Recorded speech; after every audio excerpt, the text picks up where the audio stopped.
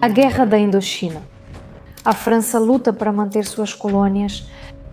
A maior parte da ação acontece no Vietnã. O jovem sargento Jean se separou de sua unidade e se perdeu na selva. Após uma semana, seus companheiros o encontraram. Jean estava vivo e ileso. Ele estava perto da fogueira assando carne.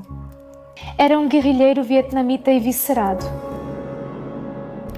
Hoje vamos falar sobre Jean Bedel Bokassa, presidente da República Centro-Africana, que se autoproclamou imperador e realizou uma coroação cheia de luxo. Ao mesmo tempo, havia apenas um médico para cada 43 mil habitantes da sua república. Em vida, o imperador teve 19 esposas e 77 filhos reconhecidos por ele, e no tribunal ele foi acusado de canibalismo e estupros. Oi, meu nome é Angelina, eu sou uma das autoras deste canal. Lançamos um novo projeto sobre o destino de ditadores e como o totalitarismo impacta países e pessoas. Esse formato é novo para nós, por isso sua opinião é importante. Escreva nos comentários o que podemos melhorar na próxima vez. Obrigada. A futura líder da República Centro-Africana nasceu em 1921, em uma família numerosa. Ela tinha 11 irmãos e irmãs. Aos 6 anos, a futura ditadora ficou órfã. Na época, a República Centro-Africana era colônia francesa e o pai dela foi fuzilado por soldados franceses. A mãe, sem suportar a situação, suicidou-se. Se pegarmos a história do pai de Bokassa, ela é realmente muito interessante. Ele era um chefe regional. Os franceses o acusaram de desobediência. Ele realmente demonstrava uma certa independência. Os franceses, para dizer o mínimo, não gostaram disso. E as autoridades coloniais na França, assim como em outras potências coloniais, não tinham cerimônia e decidiram puni-lo. Por isso eles o mataram. O pequeno Jean foi levado para ser criado por parentes, junto com seus irmãos e irmãs. Ele deveria se tornar padre, mas em maio de 1939, aos 18 anos, Jean ingressou no serviço militar nas tropas coloniais do exército francês. Até hoje é muito difícil realmente avaliar até que ponto a morte do pai e da mãe o influenciaram.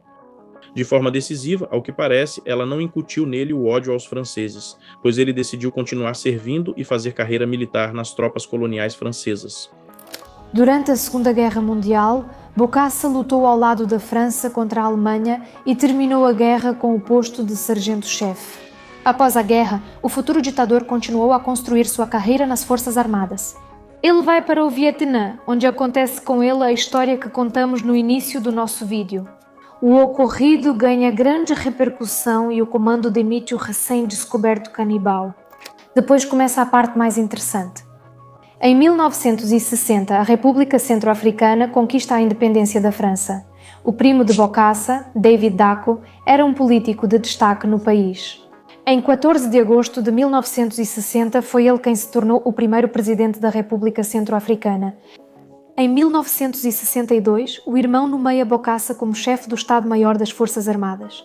Em 31 de dezembro de 1965, Bokassa realiza um golpe de Estado. O presidente Dacko é deposto e enviado para a prisão. Na África, a reação aos golpes militares é bastante tranquila, porque Dacko não era particularmente popular. Porque durante o governo de Dacko, na verdade, não houve melhorias significativas na área econômica. E a corrupção, o eterno flagelo da sociedade africana, também continuou a se espalhar. Por isso, a substituição de Dacko por Bokassa foi recebida com bastante tranquilidade, ainda mais porque Bokassa era uma figura mais imponente do que Dacko. Bokassa se proclama presidente e chefe do único partido político que obrigatoriamente incluía toda a população adulta da República Centro-Africana. Movimento pela Evolução Social da África Negra. No dia 4 de janeiro, Bokassa revoga a Constituição e 6 anos depois se proclama presidente vitalício da República Centro-Africana. Na orientação de política externa, Bokassa oscilava entre o Bloco Soviético, o Ocidente e a neutralidade. Assim, em junho de 1970, o ditador fez uma visita oficial à União Soviética. Lá, ele trocou beijos com Brezhnev. Bokassa decidia quem era amigo ou inimigo pelos lábios. Se fossem quentes e úmidos, significava que aquela pessoa não representava perigo algum e era considerada um camarada para ele. Nessa mesma viagem, o ditador visitou o lendário acampamento infantil Artek. Lá, colocaram um lenço vermelho em seu pescoço e o aceitaram como membro dos pioneiros. Sobre essa visita, o ex-médico do Kremlin, Evgeny Kazov, relembrou: Durante o tratamento em Moscou, Bokassa se apaixonou pela culinária russa e pediu para levar um cozinheiro soviético. O cozinheiro encontrou carne humana na geladeira da cozinha presidencial e, horrorizado, fugiu para a embaixada. Segundo algumas informações, Bokassa comia líderes da oposição. Uma vez, ele reuniu seus ministros e ordenou que fosse servido um banquete para eles. Só no final do jantar, o ditador contou aos subordinados que eles haviam comido um colega que Bokassa havia mandado matar no dia anterior. Se você está surpreso, aqui vão mais fatos extraordinários da vida do presidente. Em 1972, Bokassa assinou um decreto que previa cortar a orelha do ladrão pelo primeiro crime, a segunda orelha pelo próximo crime e as mãos pelo terceiro. O que acontecia no quarto crime, nós não sabemos. Nesse mesmo ano, o ditador mandou um de seus inúmeros filhos para a prisão por 2 meses porque ele discutiu com ele. E aqui está a história da amante de Bokassa. A jovem foi estrangulada por ele enquanto dormia e depois o ditador a comeu. Elementos de canibalismo, sem dúvida, estão presentes. Eles ainda são conhecidos até hoje. Mesmo em meados da década de 2010, quando houve confrontos sérios entre muçulmanos e cristãos na República Centro-Africana, mesmo naquela época houve reportagens sobre um caso de canibalismo. Mas esse canibalismo tinha mais um caráter ritual, mágico. Ou seja, se eu destruo, se eu mato a vítima e ainda como a vítima, o que, claro, soa absolutamente horrível, de forma mágica, né, as qualidades desse indivíduo são transferidas para mim. Ou seja, essas ideias realmente eram difundidas em várias culturas africanas. Hoje existem pesquisadores africanos que, por exemplo, acreditam que o canibalismo de Bokassa é um mito, e ainda por cima um mito racista que foi deliberadamente lançado na Europa, especificamente na França, com o objetivo de desacreditar o imperador. Então, a questão continua em aberto, mas ainda há muitas evidências que realmente indicam que Bokassa não tinha escrúpulos em relação ao canibalismo. Antes de conhecer sua esposa principal, Catarina, Bokassa já havia se casado várias vezes. Bokassa viu Catarina nas ruas da capital quando a menina tinha 13 anos. Bokassa, com 41 anos, pediu a mão dela em casamento, mas o pai da menina não quis nem ouvir falar sobre o casamento da filha. 3 anos depois, ele finalmente conseguiu se casar com Catarina, a única das esposas que o povo chamava pelo nome de Mamãe Cati. Ela tem 72 anos agora e vive na República Centro-Africana. Quanto à política em relação à França, a antiga metrópole da República Centro-Africana, a postura de Bokassa lembrava mais uma chantagem. Ele tentou estabelecer relações com a Iugoslávia, Coreia do Norte, o RSS, fechou o consulado-geral francês na capital, converteu-se ao Islã e até fez amizade com o ditador líbio Muammar Gaddafi. Tudo isso foi feito para conseguir da França um aumento da ajuda financeira. A antiga metrópole fazia concessões, mas tentava constantemente derrubar o ditador. De 1974 a 1976, por trás de algumas tentativas de eliminar Bokassa, estavam justamente os serviços secretos franceses. 1976. A República Centro-Africana torna-se um império e Bokassa, consequentemente, torna-se imperador. A coroação acontece com um luxo nunca visto no país. Mais de 20 milhões de dólares foram gastos nessa cerimónia, equivalente a 1/4 da receita anual de exportação do jovem império. A coroa é adornada com 2.000 diamantes e os sapatos com os quais o novo imperador chega à cerimónia entram para o livro dos recordes Guinness como os mais caros do mundo. Para a coroação, são comprados mais de 100 carros estrangeiros e 130 cavalos brancos. Para a coroação, são convidados líderes mundiais, embaixadores, cantores e artistas, mas dos convidados praticamente ninguém compareceu. O luxo de conto de fadas da coroação da corte imperial contrasta com um nível de vida muito baixo no país. Em 1977, para 43 mil habitantes da República Centro-Africana, havia apenas um médico e um dentista para todo o império. O regime de Bokassa conta com o apoio do presidente da França, Valéry Giscard d'Estaing. O imperador oferece condições vantajosas para a exploração de depósitos de minerais, especialmente urânio, necessário para o programa de armas nucleares da França. Giscard d'Estaing chama Bokassa de seu amigo e membro da família. Enquanto isso, prisões de dissidentes e torturas, nas quais Bokassa participava pessoalmente, continuam sendo algo comum no país. Do ponto de vista dele, o uso da violência também tinha uma função disciplinar, para suprimir qualquer vontade de resistência, para criar essa imagem mitológica, mágica, eu diria até, de um ditador que pode tudo, que é capaz de ultrapassar qualquer limite. Além disso, é claro, quando ele punia alguém, ele culpava essas pessoas por todos os problemas do Estado. E essas pessoas eram eliminadas, e muita gente realmente gostava disso. Algum funcionário, ou sei lá, algum membro do governo, ele é culpado disso, daquilo e daquilo outro, e recebeu o que merecia. Esse é um esquema conhecido, e funciona. 1979. Bokassa decide que os estudantes devem usar um uniforme único com o retrato dele. Custa cerca de $20 por conjunto, e isso é muito dinheiro para as pessoas daqui. Aqueles que se recusam a obedecer não podem mais entrar nas instituições de ensino.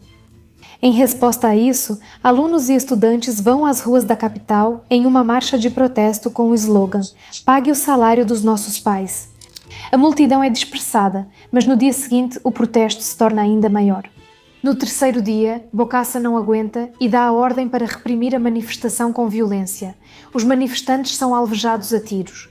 No relatório, defensores dos direitos humanos afirmarão que pelo menos 400 pessoas morreram naquela ocasião e centenas de alunos foram presos. Eles foram espancados e mantidos em celas superlotadas. O apoio contínuo ao regime de Bokassa torna-se tóxico para a França. Nesse período, rumores sobre o canibalismo do monarca se espalham rápido e a repressão aos protestos gera repercussão internacional. Aqui é importante fazer uma pequena observação. David Dacko, primeiro presidente da República Centro-Africana, vive atualmente na Europa. Ele envia um sinal claro aos franceses de que está pronto para voltar à presidência, se eles o apoiarem. No dia 20 de setembro de 1979, Bokassa vai visitar Gaddafi na Líbia. No mesmo dia, paraquedistas franceses em grandes aviões de transporte desembarcam no aeroporto da capital. Ocorre um golpe de Estado e os guardas imperiais praticamente não oferecem resistência. A República é restaurada e o presidente passa a ser David Dacko, que havia sido deposto anteriormente. Após a queda, partes de corpos humanos foram encontradas na geladeira de Bokassa e o cozinheiro do ex-imperador contou que era obrigado, sob ameaça de morte, a preparar pratos com carne humana. Algumas semanas depois, a imprensa divulgou informações sobre como Bokassa comprava a lealdade do presidente da França. Em particular, o imperador presenteava Giscard d'Estaing com diamantes. Bokassa foi da Líbia à Costa do Marfim e, com permissão das autoridades francesas, passou a viver em seu castelo perto de Paris. Em seu país natal, ele foi julgado à revelia e o tribunal condenou o ditador à pena de morte e à confiscação de todos os seus bens. O ex-imperador foi acusado de vários crimes, incluindo desvio de fundos públicos, estupros e canibalismo. No entanto, a história não terminou aí. 6 anos após a sentença, em 1986, Bokassa retorna voluntariamente à República Centro-Africana, onde é preso e começa a ser julgado novamente. O tribunal considerou que não havia provas suficientes para condenar Bokassa por canibalismo, apesar do depoimento de um dos cozinheiros. No entanto, as outras acusações foram suficientes para que, em junho de 1987, Bokassa fosse novamente condenado à pena de morte. Mas apenas um ano depois, o ex-ditador foi perdoado e a sentença foi comutada para prisão perpétua e depois para 20 anos. Em 1993 foi declarada uma anistia geral na República Centro-Africana e Bokassa foi libertado. 3 anos depois, ele morreu de infarto aos 75 anos de idade. No caso de Bokassa, o paradoxo é que justamente esse homem terrível foi um dos presidentes mais bem-sucedidos da República Centro-Africana. Se olharmos para a infraestrutura, construção de estradas, edifícios e tudo mais, a maior parte da infraestrutura que ainda existe lá surgiu na época de Bokassa. Ao mesmo tempo, era um homem mergulhado em corrupção, que cometia atrocidades, assassinatos e assim por diante. Mas para uma parte da população, ele ficou lembrado como alguém que talvez pelo menos fez alguma coisa pelo seu país, sem esquecer, é claro, de encher os próprios bolsos. Um detalhe importante já deste século que não podemos deixar de mencionar ao contar essa história. Em 2010, o presidente da República Centro-Africana, François Bozizé, reabilitou Bokassa, chamando-o de patriota, grande construtor e homem que trouxe estabilidade ao país. A percepção sobre pessoas assim, mesmo pessoas terríveis, é muito seletiva, mas isso não é um fenômeno africano. Você pode ver o que está acontecendo hoje na Europa. No espaço pós-soviético, há muitas pessoas que admiram Stalin, apesar de milhares de filmes terem sido feitos e milhares de livros terem sido escritos sobre os crimes de Stalin. Até mesmo na Albânia de hoje, é possível encontrar pessoas que simpatizam com o ditador Enver Hoxha. Na Romênia de hoje, é possível encontrar pessoas que simpatizam com Nicolae Ceausescu. Então, aquilo que para pessoas com convicções democráticas parece impossível, como alguém pode admirar assassinos, mas para as pessoas que vivem lá, elas veem isso de uma forma muito diferente. Por isso, realmente, na República Centro-Africana hoje existem pessoas que estão dispostas a perdoar Bokassa ou esquecer as atrocidades que Bokassa cometeu. Então, o fenômeno, claro, é muito triste, mas é um fenômeno bastante comum. Com isso, encerramos nosso episódio sobre Bokassa. Não se esqueça de deixar seu like e se inscrever no canal. Assim, nosso vídeo será visto pelo maior número possível de pessoas. E também escreva nos comentários sobre qual ditador você gostaria de ouvir na próxima vez. Até breve.